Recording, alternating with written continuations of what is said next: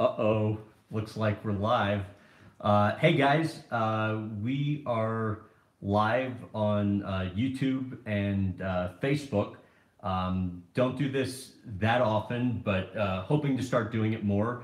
Going to be taking your questions, so when you get a chance, ask away. Um, I so appreciate you guys making the time to watch our content and comment, offer feedback, suggestions, etc. It helps a ton and means so much to both myself and the in-depth team. We are, and again, momentarily, I'll start answering the questions you guys submitting, but we are in the process of wrapping up season 8 of the show. Season 9 begins in September, but we start taping it here in a couple weeks, and it's been an awesome season. Had a lot of fun. Interviewed some of the folks that you guys have suggested, but we've done everything this season from spend the week in the Bahamas with Sir Richard Branson, taping an episode, to we spent the day in Vegas with Dan Bilzerian, to a couple days in Kansas City with Alex Smith, the weekend in the Middle East with Bernie Ecclestone, the outgoing Formula One chairman, to the day with John McEnroe. So it's like been a blast, and feel so fortunate to have the opportunity to be taping this show and the host of it. Again, we start taping season 9 here in a couple weeks. It starts airing in September. Going to be getting to your questions here momentarily. I know if you guys are watching this on Facebook or on YouTube, you guys obviously know you can watch the show there. I'm not sure if you can also get it weekly on TV in the States on the ABC, NBC, CBS, or Fox station, depending on your city. And you can go to our website, grahambensinger.com, to check air times. It also re-airs on cable on Fox Sports Nets, NBC, regional sports television networks, and some other RSNs around the U.S. Internationally, ESPN carries it in Australia, New Zealand, Mexico, Caribbean, South America, BT Sport in the UK and Fox Sports in select European and Asian regions, and so on. We're really excited though about a new platform we're just launching that you guys might have seen. I've made a bunch of posts about it. You guys keep commenting about where you can get the full uncut interview, and so we have just launched the podcast. We're a couple weeks into that. We have 5 episodes now up, so if you get a chance to subscribe on iTunes or wherever you guys get your podcasts, just search for Graham Bensinger and you can hear the full interview there. So they're an hour plus. All right, so want to get to some of your questions. Starting to see them pop in on YouTube. Don't have anybody helping me here, so I'm just going to take a second and scan through a bunch of these. All right, so let's see. Are you in California, Frederico? No, I'm not. How was interviewing Tony Hawk? Chris, Tony was a blast, actually. One of my favorite parts of that interview's actually in one of our teaser reels. But, what's so amazing about Tony Hawk is here's a guy who had a, huge career skating, and yet the large majority of his net worth is from the video game. And he had an agent at the time, when he was presented with this video game option, gave him 2 options. Basically, he could take a lump sum, or he could, have a share of the ongoing success of the video game if it took off. And the agent was, telling him to take the conservative path and take the, lump sum up front. And Tony, thankfully, ended up taking the alternative, and obviously became widely successful because of that. All right, so who's the cool? I'm taking a question from Facebook now. Who's the coolest person you've interviewed? And this is from Jordan Foster. Hey, Jordan. That's a tough one because been obviously really lucky to talk to a lot of different people. I mean, I guess I'd go a couple different routes with that. Um, on one hand, some of the most exciting experiences I've had on these episode tapings are when we've gone to some of these international regions because, selfishly, it's I feel really lucky to have the opportunity to experience different cultures, go to places I've never been before. So whether it's, Africa or Alaska or New Zealand or the Middle East or the Philippines or, China, you name it, some of those tapings have been so exciting. I remember the first time we've been to the Philippines twice to tape Manny Pacquiao, and the first time we went was in season one. And this is like one of my favorite war stories. Season one, everything was planned. I'd met with his team in Dallas a couple months before we traveled to the Philippines to go. They knew we were going. Everything was set. Apparently said he didn't agree to any interview, and I'm just feeling my life and professional career flash in front of my eyes because season one, very limited funding, and I'm like, if we don't get this interview, we've just spent all this money to fly all the way here. Like the show is done, and thankfully, we were there for like 3 or 4 days, and on the last day, hours before we're set to fly out, we ended up sitting down with him for an hour and a half interview and basically saved the show, and it ended up like going pretty well. But it's the only time in my life that I was doing an interview that I can't recall a thing that the person actually said during the interview because I was up all day trying to like get in with the right people on his team when we were in the Philippines, to sit down with them, and then was up all night on the phone with people back in the States trying to get them to encourage his team to make this happen. So I was like just off in my own little world during the interview. So that's kind of a war story that sticks out. Jim Brown, also one of the most socially significant athletes of the past century, and we've sat down with him on a few occasions at his Hollywood Hills home. And J. Edgar Hoover had FBI spies tracking down back in the day because they viewed him as a political threat. Arguably the best football player of all time, retired at the height of his career, created hundreds of black-owned and operated businesses through his American Foundation, paved the way for black actors, was like the first big black action star. And the group of people he called friends back in the day were Bill Russell, Muhammad Ali,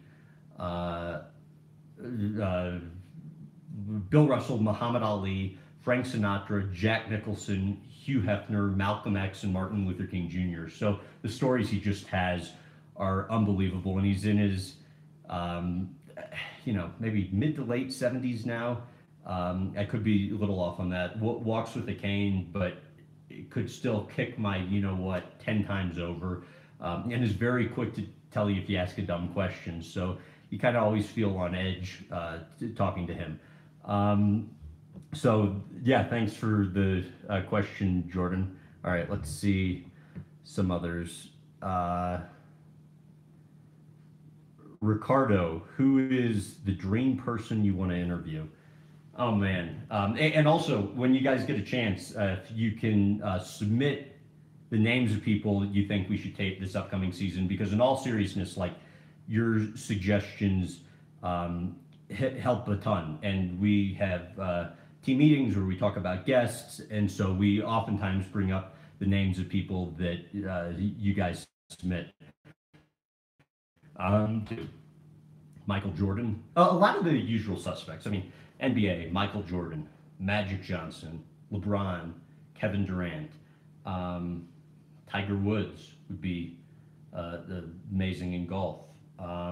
Lance Armstrong, somebody I'd love to talk to. Sandy Koufax, somebody that I've wanted to talk to for a while. Hank Aaron would be neat. Willie Mays would be neat. I mean, the list is endless. There are also people with a looser connection to sport that I have interest in. I'd love to interview a president or a leader of a country, whether the U.S. or otherwise, a titan of business. There are a number of people who, even if sport isn't their main field, have at least enough of a connection to sport that I think it could be appropriate to feature for an episode of the show. All right, let's see. Oh, now Facebook is trying to reconnect, right? I just got kicked off. So, see, this is the issue with doing this all by myself. I'm going to try and get back on Facebook. I'm live and taking questions. Here we go. Have one going on the mobile phone and the other going on the iPad. So let's see if we can. Oh, great. Still trying to reconnect due to poor connection. There we go. Well, still live on YouTube. All right. Let's see. Please interview a commissioner of any sport. Great call. Cristiano Ronaldo, Prince Harry. Actually, both people. Curtis, any stories from athletes that you couldn't publish but can share here? I don't know. Here's a funny one, and well, actually, two stories with boxers. One, and both figures I get along with well and are kind, and so need to preface it with that because on any occasion, I always like to give people the benefit of the doubt. Anyways, we were taping with George Foreman once, and Foreman, I was recalling facts that I gotten from his book, but I think he thought some of the information that I was bringing up was incorrect, so he ended up getting annoyed, got up, left the room, and then realized the information I was bringing up was correct and apologized and sat back down. But it's instances like that where you're like, crap, we literally flew to Houston for this, and 5-10 minutes into the interview, that could be it. And what did you like? How are we going to have an episode? Another one, Mike Tyson, who I've sat down with on a couple of occasions before. The first time we sat down, it was for a debut episode of one of the seasons of the show, and I'd worked with his wife on the booking, and she's like, we'll guarantee a minimum of an hour, but if it's going well, he could spend a lot more time with you. And of course, in the back of my mind, I'm foolishly like, okay, well, then I'm anticipating he's going to spend a lot more time with us, not realizing like this is Mike Tyson. And he was game to cover anything we wanted during the interview. And Tyson's been through a lot and covered a lot of really sensitive stuff during the taping with us. But it was when I asked him about trainer Teddy Atlas holding a gun to his head when he was around 15 years old, that just for whatever reason set Tyson off. And it's a significant moment, but seemingly insignificant relative to everything else Tyson had been through in his life. And so Tyson just thanked me, ended up getting up after his responses to my other questions after that were, I don't know. So I'm like, okay, the interview's over. Gets up, walks out back behind his house where he breeds birds, and that was it. And the crew's packing up, breaking down the camera equipment, and I get Tyson's assistant to let me go out back and thank Mike before we left. And that thank you ended up turning into a couple-hour conversation just between Mike and I off camera. And about midway through the conversation, he's like, you know what? We should do another interview. And so he ended up letting us come back the next day, and we sat down for another couple hours, and that conversation off camera made all the difference in the world, because it caused him to just gain at least a minimal amount of trust in me, which is the difference maker. And I love Mike, awesome guy.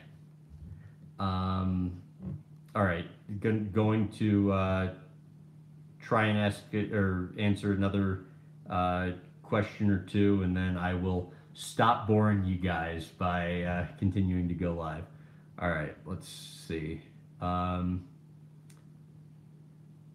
Jason, did you start syndicating your show right away when you started it? If not, how long after? Is that how you make money? And then another one, what are a couple of setbacks in your career that defined your success? So I'll answer both. Maybe start with the last one. I think the biggest, I mean, there have been a number of setbacks in my career. First, I started putting this show together because I got laid off NBC Sports in 2009, height of the financial crisis. I was doing a digital video interview show for their website, and then on occasion some of their TV platforms would air short clips from my interviews. I had dropped out of college after a year and a half because I was getting a lot of professional opportunities, ESPN and Sirius XM before NBC, and then started the NBC show. And then I get the call on my boss at NBC Sports Digital, who basically said, we got to let you go because we're cutting budgets.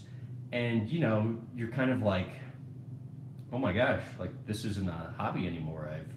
I've dropped out of school because of professional opportunities, and now I'm out of a job. I either got to get my you-know-what together or go find a real job. And so I certainly didn't have the resume to warrant somebody giving me the platform that I was looking for.